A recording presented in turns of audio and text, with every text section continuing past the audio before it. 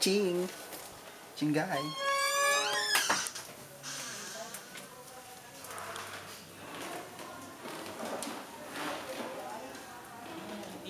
Lunch naman po kami. Hello. Ito po ang ano namin, sana ng family day po kasi ngayon, Sunday. Talaga ba? Sunday yung family day kami. Last supper namin. Pork soup. Chuchay. Nasa baba. Galit yung daddy ni Hazel. Bakit? Pati ako mga Kain na.